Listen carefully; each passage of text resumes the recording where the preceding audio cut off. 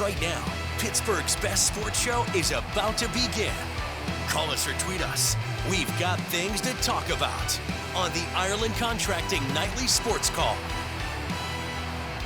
All right, thanks, Jess and Ray. I'm going to say Jess and Gway, but it's Jess Gway and Ray Petland. Thanks, guys. All right, I'm Rich Walsh. Thanks for tuning in to the Ireland Contracting Nightly Sports Call, along with Chris Mueller over at 93.7 The Fan Cam. Give me a call tonight, 412-575-2600. We're taking your phone calls, talking about the Steelers and anything else you want to talk about. Derek Harmon back to practice, Chris.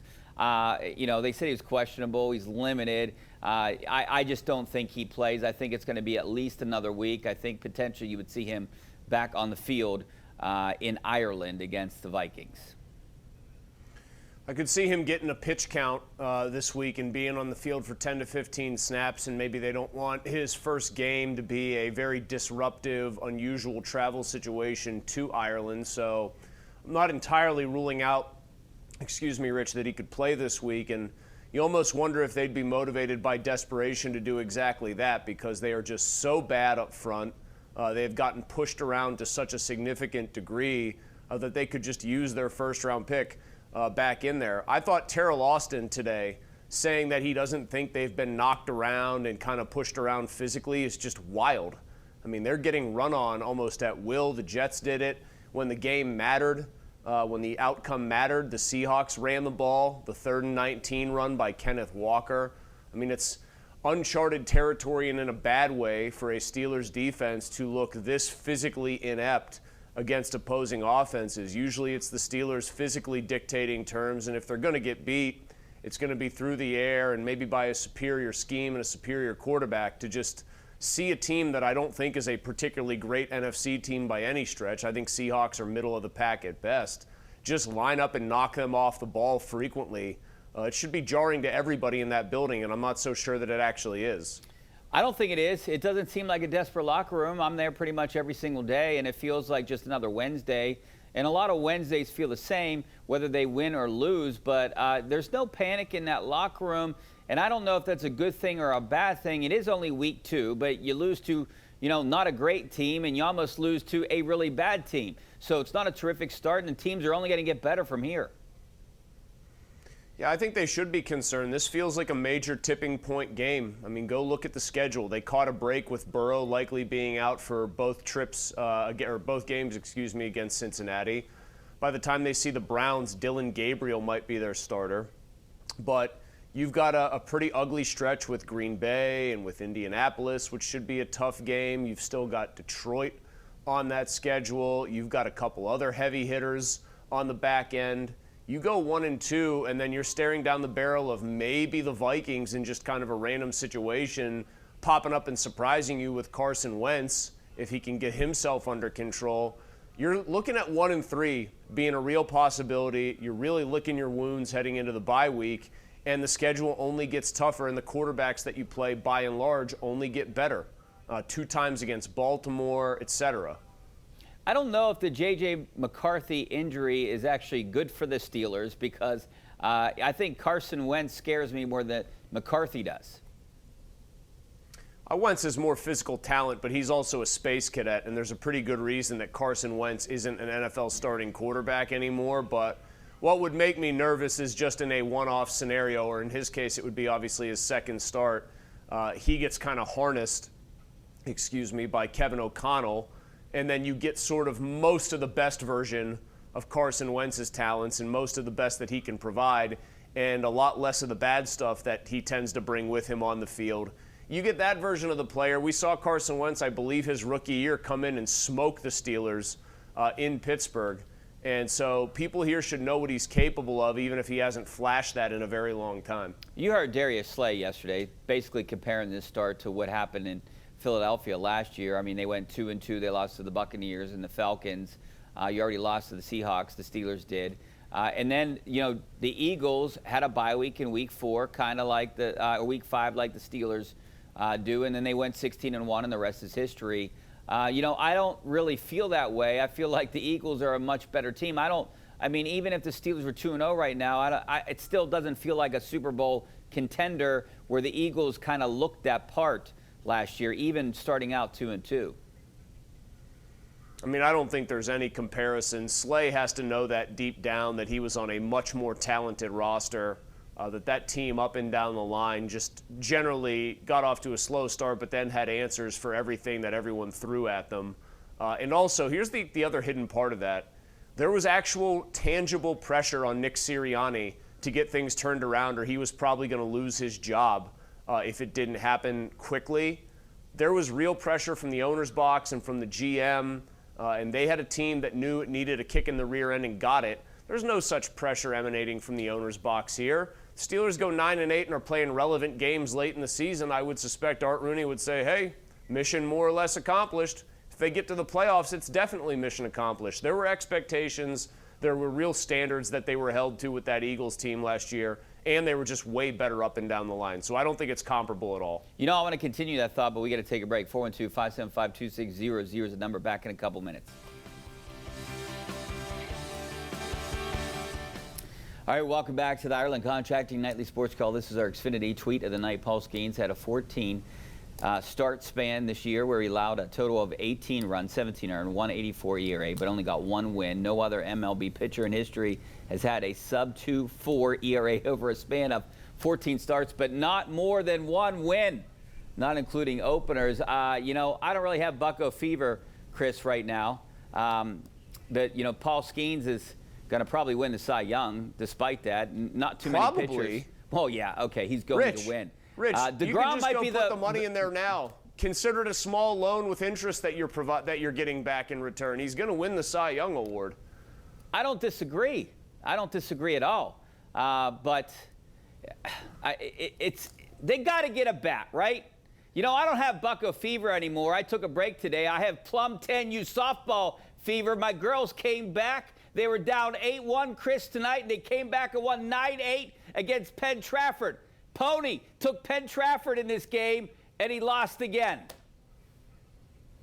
Can any of them join the Pirates next year? Can any of them need some of their bats. Those girls can hit. Third base. We need some of their bats. Yeah, all these Skenes superlatives kind of goes back to something I said at the beginning of the season, and that was if he's as great as everyone thinks he's going to be in year two, and he was, and they don't find a way to build something around him, it's going to shine such an unbelievably harsh light on the way Bob Nutting runs them as the owner, on the way Ben Cherington has kind of tried to build them as the general manager.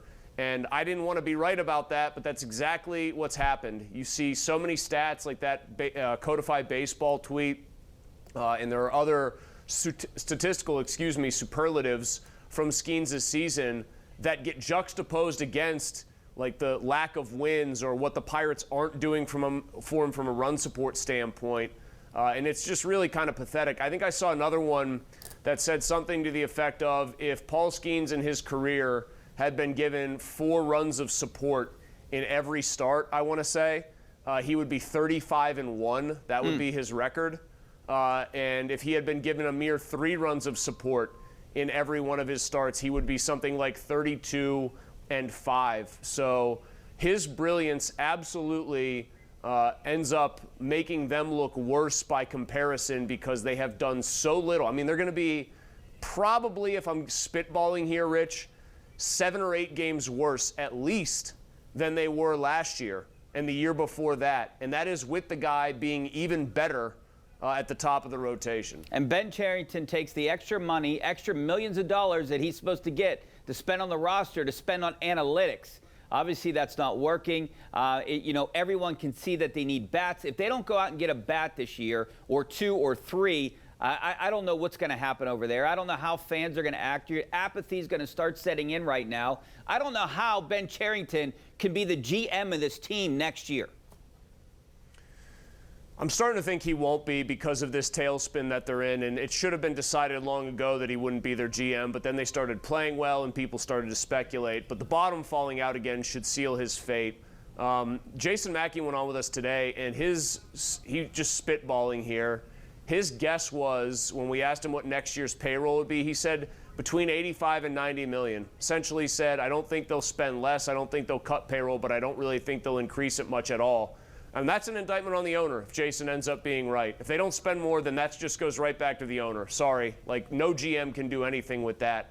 Cherington absolutely biffed it by spending a lot of that money on analysts and what have you and trying to find wiggle room in the margins. But if the owner's not going to play ball even to the tune of $100 million, I'm not sure that there's anything any GM can do that would come in here and be able to work miracles. They're going to have to hope that Connor Griffin essentially fast tracks to the major leagues and is awesome from moment one.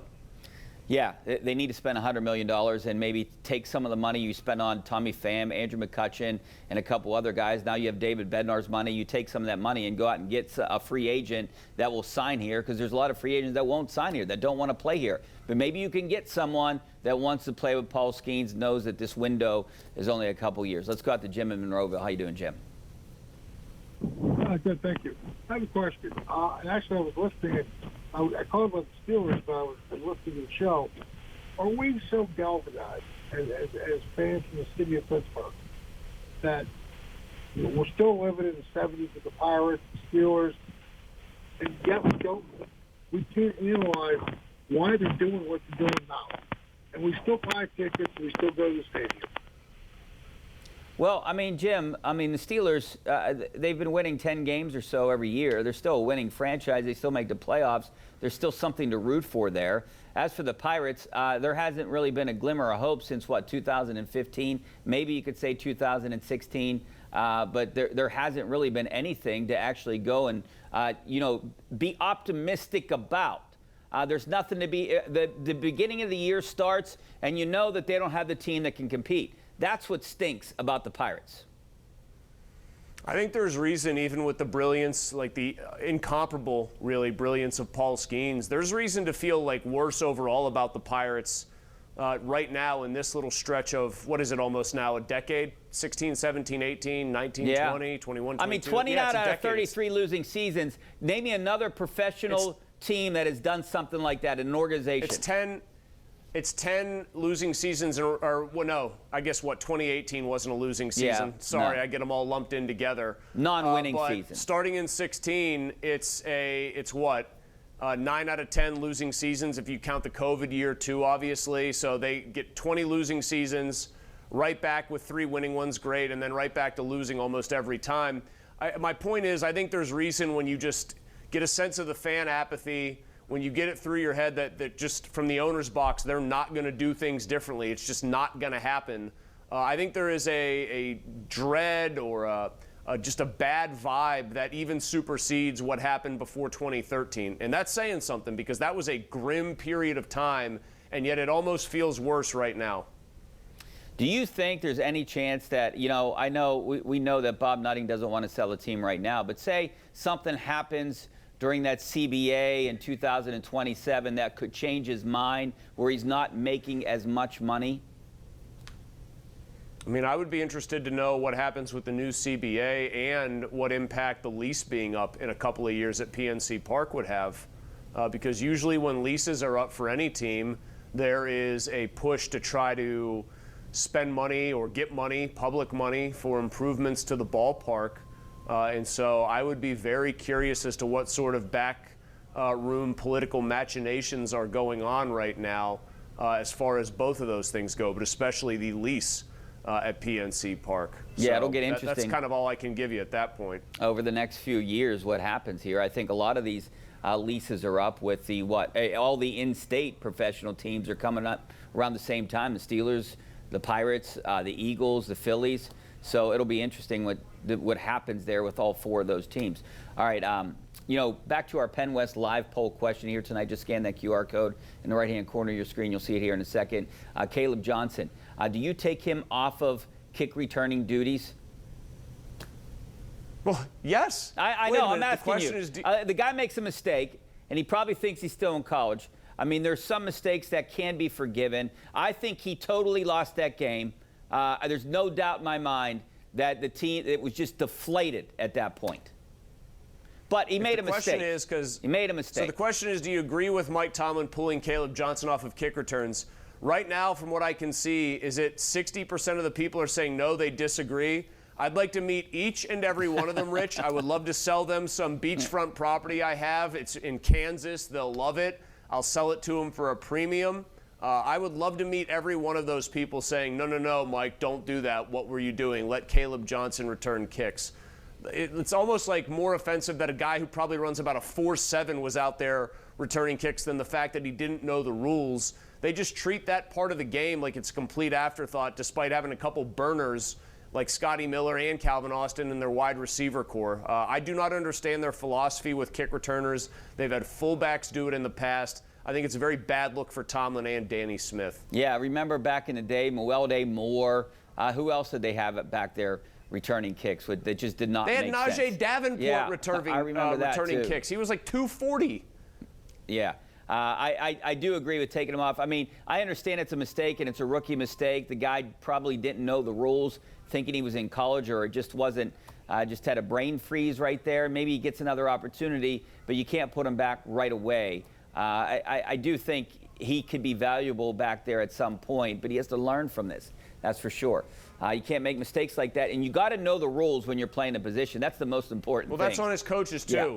I mean, his coaches bear a little bit of the blame. Danny Smith and Tomlin. Tomlin's on the competition committee. He should be drilling that in. But, I mean, in the end, these guys are getting paid money to play football. There should be a base level of expectation, that they know the rules. Like, I can't imagine that Tomlin and Danny Smith are so lax that they didn't teach the rule. They probably did, and Caleb Johnson forgot, and that's on him. Every day they spend a significant portion of practice working on special teams. I'm there. I see it. Not significant enough, apparently. All right, we're going to take a break. Back in a couple minutes. All right, welcome back to the Ireland Contracting Nightly Sports Call. Not a lot of time here left, Chris. I mean, obviously there's not a lot of optimism. You heard from the caller about the Pirates and the Steelers. Hey, the Penguins open training camp today. I can't say there's any optimism with that team as well.